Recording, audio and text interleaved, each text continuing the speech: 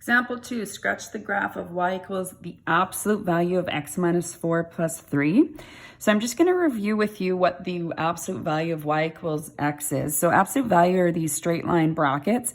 And what that means is that if any number you put in for x is actually going to be positive when you take it out. So for example, if I substituted in -1 on here, when I remove it from the bracket, it becomes +1. So if I was to plot what x equals -1 is, it's still a positive value. So as a result, this would have been a normal straight line and it would have went down here, but everything below the x-axis is reflected up. So it gives us this V shape. We often say that the y values can't be negative because whenever you put in a negative x value, when you evaluate it, the y will always be a positive number. So it has this V shape here. And again, it's just 1, 1, 2, 2, 3, 3.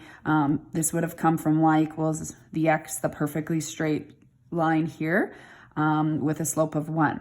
And then when you do the absolute values, anything below this x-axis here would have been flipped up. So now what's going to happen is we're going to apply some translations to it. So this -4 means we're going to go to the right 4. Remember that sign appears opposite. And this +3 means that we're going to go up 3.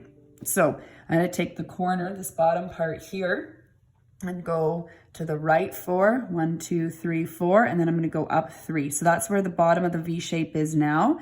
And then I can just continue that slope now. So over 1, up 1, or just a slope of 1, and in the opposite direction, which is really a slope of -1 now.